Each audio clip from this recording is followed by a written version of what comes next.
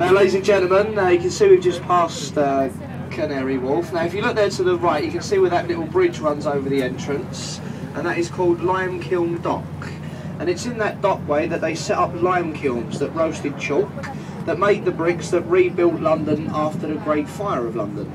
The elders of the city decided that no buildings were to be built of thatch or timber, so they rebuilt London using bricks. And it's in Limehouse that they set up all the lime kilns, and that's why the area has the name of Limehouse. If you visit the East End of London, you'll find a place called Brick Lane. There was a massive brick building industry in that area. Now, the street that runs along the back of the buildings here is Narrow Street. Look at them buildings just back on your right, they're very tall and narrow. Narrow Street runs behind the buildings. The red building with the glass conservatory is the Narrow Pub. Now, it is said that when they built these buildings here on the right, they was taxed on the width of the building. So they used to build them tall and narrow to defeat the tax law. And that's why the name of Narrow Street is there. Limehouse Marina. If you've got a small boat, you can go in through the entrance. Ahead of you are 2,000 miles of inland canals and waterways. You can travel as far up to places like Birmingham, Manchester, over to Wales, down to Cornwall, just by going in through the lock gate there on the right. Before you had all the motorways, railways and air freight, a lot of cargo went up through the canal networks of Great Britain. You see that lovely house there on the right, the one with the conservatory and the garden? That used to belong to David Lean. He was a famous film producer. Produced films like Dr. Zhivago, Passage to India. That is where he used to live, up to about 8 or 9 years ago. Ahead of the boat and to the right-hand side, we've got a bit of a funny looking building. Looks a bit like Legoland. Now, the reason it looks like that is so that every apartment's got a riverside view.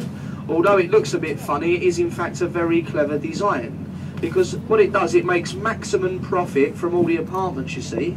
So to give everybody a view of the river, it's going to make more money. So it is in fact quite a clever design. Now, it stands on the site of Free Trade Wharf.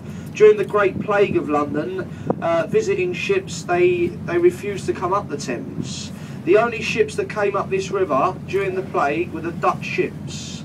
Now, the Dutch people, they came up to London with very important supplies for London, lots of medicines. And in return of them bringing this up there, they was given barrels of brandy and barrels of rum for their voyage home. And that is where the famous saying of Dutch courage comes from. So when you're having a drink, Dutch courage. As I say, the Dutch ships came up the river, Free Trade Wharf. And if a Dutch ship comes up this river, even to this very day, it comes free of charge. It's a free port trade. Shadwell Park. Take a little walk inland from the park. There's Whitechapel. The Jack the Ripper murders took place there. 1888, Whitechapel, Bethnal Green, Stepney and Bow. The true East End of London on the right. The old pub there on the right is the Prospect of Whitby, the oldest riverside pub, dates back to 1520. Gets its name from a coal collier, a ship that delivered coal from Whitby in Yorkshire. Now, a little building that we don't always mention, but we'll mention it today. Look behind the willow tree, and just in the background there's an old red building that has a sort of flagpole on the top of it, and that is the old Wapping pumping station. Now, years ago, this pumping station supplied water pressure for Tower Bridge, the Savoy Hotel, and the London Palladium. So, a very important water pump there, the Wapping water station. Metropolitan Wharf, also New Crane Wharf ahead of us on the right. I think these buildings retain a lot of nice character, especially the ones in slightly there. They retain a lot of character, so that gives us an idea to what it was like, say, 50, 60 years ago. Looking just ahead of the boat on the left, if we follow the line of the buildings right along on the left, you'll come to another little white building. It's another pub. It's called the Mayflower.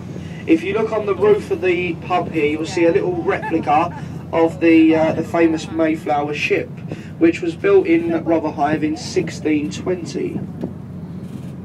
Now, the Mayflower was crewed by local men. Captain Christopher Jones, he was the